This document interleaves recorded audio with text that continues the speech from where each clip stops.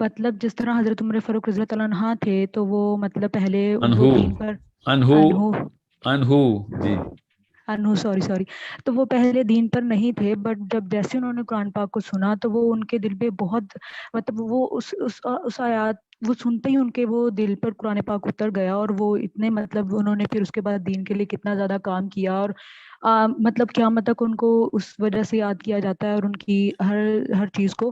تو ہم لوگ جس طرح قرآن پاک کو پڑھ رہے ہیں، سمجھ بھی رہے ہیں، اور مطلب جس طرح میں اگر قرآن پاک کو پڑھ رہی ہوں تو میں ریئلائز کر رہی ہوں کہ میرے دل پر اس طرح قرآن پاک کیوں نہیں اتر رہا. جس طرح صحابہ تھے وہ سنتے تھے تو وہ ان کے دل پر اتر جاتا تھا، تو میرے دل پہ اس طرح کیوں نہیں اترا؟ حالانکہ میں قرآن پاک کی تفسیر بھی پڑھ رہی ہوں اور سب کچھ بھی، تو مجھے قرآن پاک سے اس طرح محبت کیوں نہیں ہو رہی، یا مجھے وہ کیوں نہیں میرے دل پر اتر رہا؟ اور میں اگر میں عمل سمجھ بھی گیا ہوں، کرنا. میں جی سمجھ جی گیا ہوں. سوری. ٹھیک. جی میں آپ کو ایک بات بتاتا ہوں. آپ نے سیرہ پڑھ لی ہے پوری؟ نہیں سر، میں ابھی انشاءاللہ اسٹارٹ کروں گی. ابھی میں نے آپ کی ویڈیو سن کر ابھی میں نے کوشش کی ہے کہ میں آہستہ آہستہ. پھر تو کوئی مسئلے کا حل یہاں پہ ہی ہے. سیرہ جس نے تفصیل سے کئی اینگل سے، شمائل جس نے کئی اینگل سے نہیں پڑھی، جی تو وہ قرآن پاک میں نے کئی 100 دفعہ کہا ہے نا، قرآن سے پہلے سیرہ، قرآن جی بعد سر. میں، سیرہ پہلے. کیونکہ سیرہ آپ کے دل کے اندر، آپ کے تخیل کے اندر، آپ کی امیجنیشن کے اندر وہ عرب کی مٹی کی خوشبو لے کے آتی ہے کہ اس وقت ماحول تھا کیا، معاملات تھے کیا. حضرت عمر بن خطاب رضی اللہ عنہ کا میں آپ کو واقعہ سنا دوں. یہ جو واقعہ لکھا ہوا ہے نا پاکستان کی ٹیکسٹ بکس میں، کہ انہوں نے اپنی بہن سے سورہ طٰہٰ سنی تو ان کا دل پگھل گیا، اور وہ قرآن کا ایسا اثر تھا. یہ واقعہ آدھا ہے. اوکے، جی سر. غور سے سمجھے اس بات کو. جی سر. حضرت عمر بن خطاب کا اسلام اصل میں پری ڈٹرمن کیا گیا ہے کافی پہلے سے. اس واقعے سے بہت پہلے ان کو پتہ اندر اسلام داخل ہو چکا ہے کب کی، اور وہ تبھی پتہ چلے گا جب سیرہ آپ تفصیل سے پڑھیں گے. اور میں حضرت عمر کے اسلام لانے کی بات نہیں کر رہا ہوں، میں آپ کو قرآن پاک سمجھنے کی بات کر رہا ہوں، یاد رکھیے گا. اور مثال میں وہ پکڑا ہوں جو کہ آپ نے دی ہے، اور وہ مثال اتنی پرٹیننٹ ہے نا تاکہ آپ کو پتہ چلے. حضرت عمر بن خطاب خود کہتے ہیں، اب یہ سائیکالوجی سمجھیں، حضرت عمر بن خطاب کی نفسیات سمجھنے کی کوشش کریں، عرب کی نفسیات سمجھنے کی کوشش کریں، اس اینگل سے دیکھتے تھے وہ.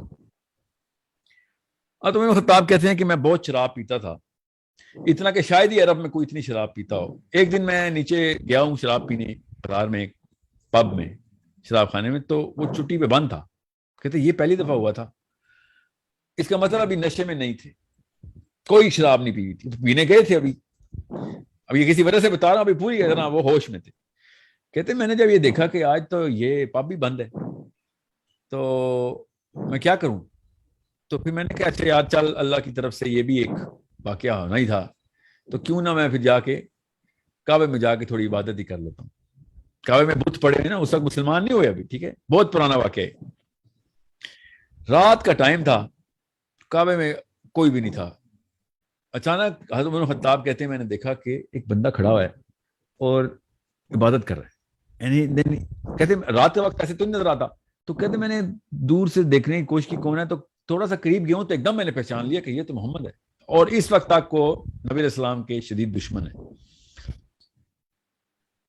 پھر حضرت عمر خطاب کی نفسیات دیکھی. کہتے کہ میں یہ سوچنا شروع ہو گیا کہ یہ کیا پڑھتا ہے. میں نے سننا ہے یہ لوگ پاگل ہو جاتے ہیں، اس کو جادوگر کہتے ہیں، اتنا پیار کرتے ہیں، میں بھی تو سنوں یہ کیا ہے، what is he saying.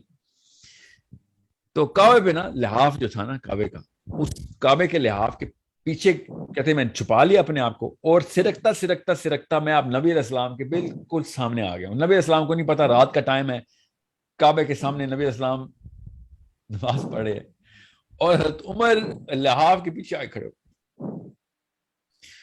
اور حضرت عمر نے غور سے سننا شروع کر دیا. آپ کا سوال یاد رکھیے گا، آپ نے سوال کیا پوچھا ہے کہ قرآن پاک کس طریقے سے اثر کرتا ہے. میں اور آپ مسلمان ہیں، اوکے. حضرت عمر ابھی اس وقت مسلمان نہیں ہوئے.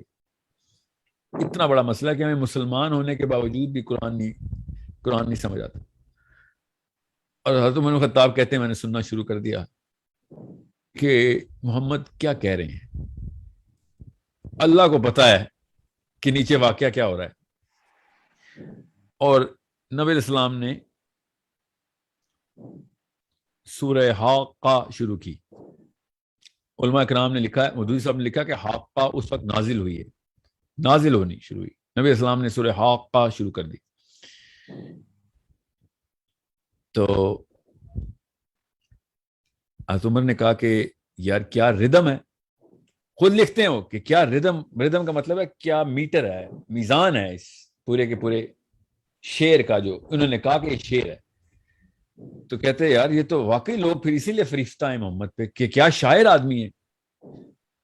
اور اللہ تعالیٰ کی آیت آئی کہ کسی شک میں وہاں رہنا یہ کسی شاعر کا کلام نہیں ہے. میں پیرافریز کر رہا ہوں آیت کو تاکہ آپ کی نفسیات پہ عمل کر سکوں میں, مطلب کہ یہ شاعر کا کلام نہیں ہے. آیت کا ترجمہ ایسے نہیں, میں آپ کو پیرافریز کر کے بتا رہا ہوں.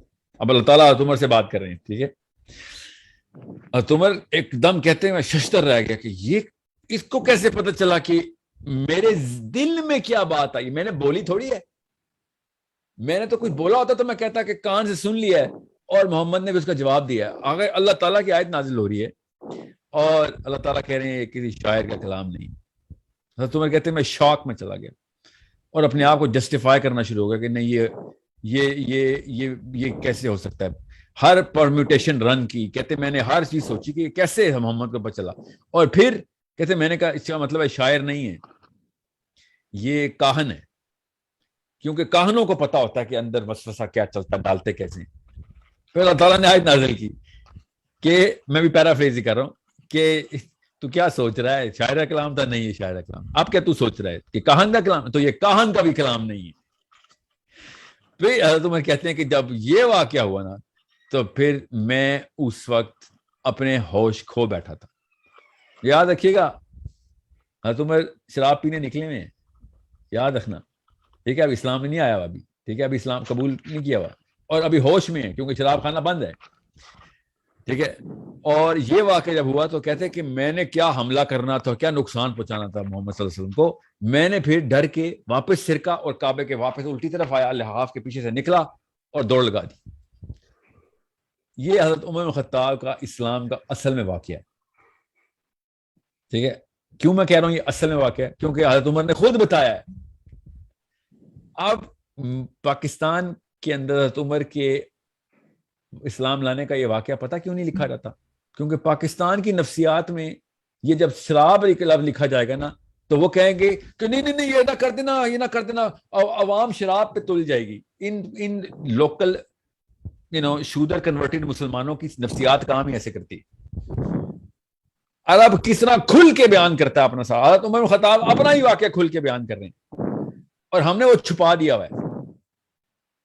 ہم نے کیوں چھپایا ہوا ہے آپ کو پتا ہے, 35-36 اس طرح کے وجوہات ہیں جو میں نے پوچھی ایک پاکستان کے ٹاپ عالم سے کہ یہ والا واقعہ کیوں نہیں بتاتے. تو انہوں نے بتایا اس میں یہ مسئلہ ہو سکتا ہے, اس میں یہ مسئلہ ہو سکتا ہے, اس میں یہ مسئلہ ہو سکتا ہے. اور میں نے کہا یہ 35 مسئلے سائڈ پہ کریں اور جو اصل میں مسئلہ آپ نے کر دیا وہ آپ نے بتایا نہیں, کہ آپ نے عرب کی نفسیات چھپا دی اور پاکستانی نفسیات میں اسلام فٹ کرنے کی کوشش کی آپ نے.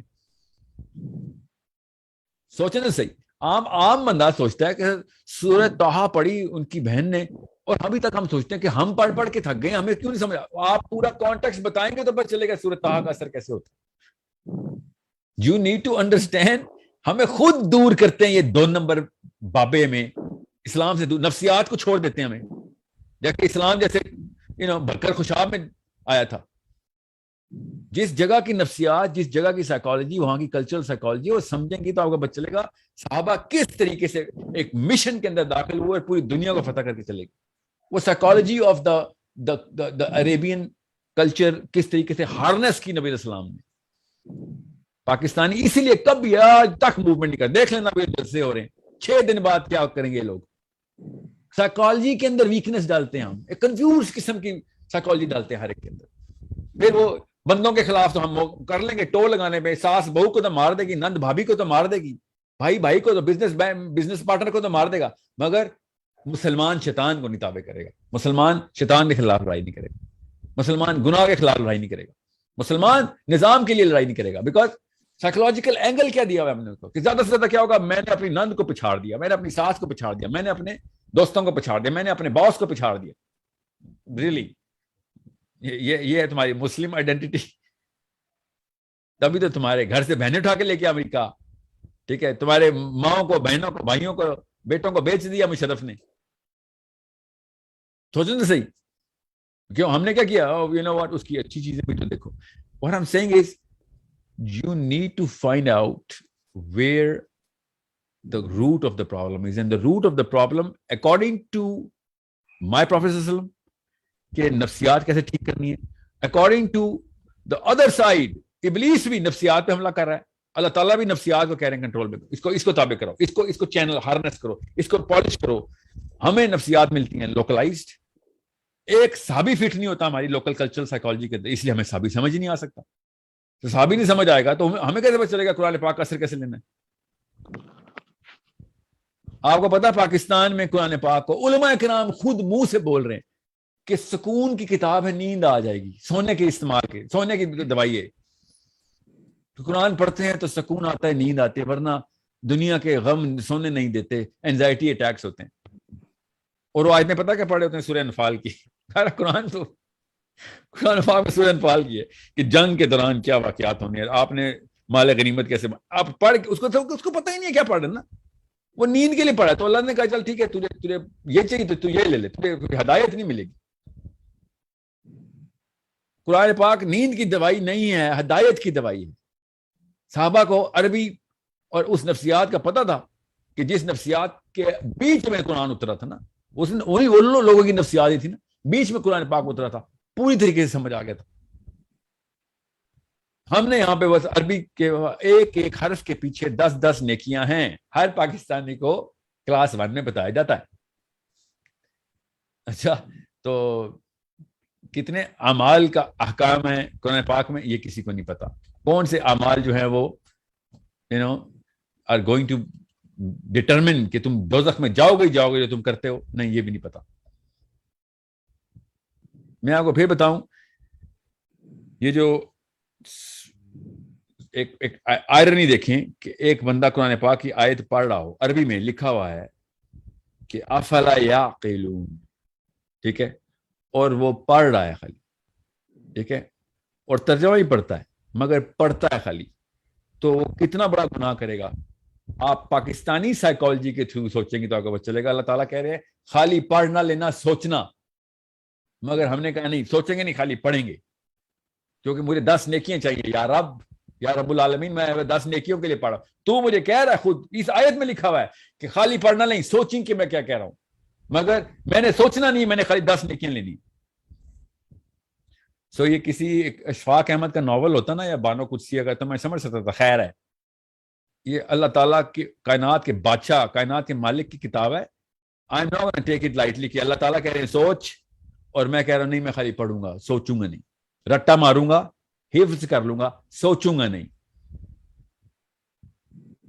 سوچیں تو صحیح، خود سوچیں کہ کتنی بڑی آئرنی ہے ہمارے ساتھ یہ جو کی جاتی ہے. اور ہمیں چونکہ دین کا مطلب مذہب میں بتایا جاتا ہے تو پڑھنا بھی تو بہت اچھی بات ہے، برکت ہے. مذہب میں تو برکات ہی اکٹھی کی جاتی ہیں، دین میں کوئی برکات نہیں اکٹھی کی جاتی. دین میں امپلیمنٹیشن ہوتی ہے، کام کاج کیا جاتا ہے، دین میں لوگوں کے لیے استعمال کیا جاتا ہے. دین مذہب اپنے لیے استعمال کیا جاتا ہے. سو قرآن پاک جس دن آپ کو میں نے آپ سے کہا نا ایک دینی نظر سے دیکھیں گی، مذہبی نظر سے نہیں، دینی نظر سے، ایک بادشاہ کی نظر سے دیکھیں گی جس نے لکھی ہے کتاب، ایک اس خاتون کی نظر سے دیکھیں گے جس خاتون نے دنیا کا ذمہ لینا ہے. آپ کا کیا نام ہے؟ سعدیہ، آپ نے دنیا کا ذمہ لینا. جب آپ کو پتہ چلے گا ایک ذمہ داری کے طور پہ ایک چارٹر آیا ہے، تب آپ کو قرآن پاک کا اثر ہوگا. برکت کھیلنا ہے تو قرآن پاک کا اثر نہیں ہونا آپ کے اوپر.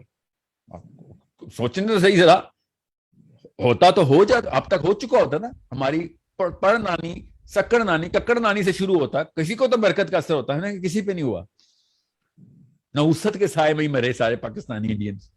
ہر گھر میں بدکاری نکلی، ہر گھر میں کوئی نہ کوئی فساد نکلا.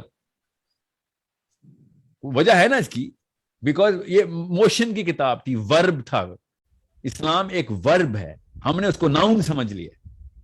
جس دن اسلام ورب پر چلے گا نا کہ یہ عمل ہے، اسلام ایک عمل کا نام ہے، عملیات ہیں یہ ساری کی ساری. قرآن پاک کی تمام تر آیتیں عمل کرواتی ہیں، چلو کام پہ لگو. فعل ہیں سارے.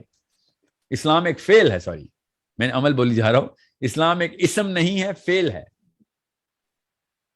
ہمیں اسلام ایک اسم کے طور پر پڑھایا جاتا ہے، تو پھر قرآن پاک کا اثر نہیں ہونا. جو حضرت عمر کو اسم نہیں نظر آیا تھا، حضرت عمر کو فعل نظر آیا تھا. آپ وہ والا واقعہ ہی پڑھ لیں، پورا پڑھ لینا جو ان کی بہن کے ساتھ ہوا ہے، تب آپ کو پتہ چلے گا کہ فعل کیسے ہے قرآن پاک.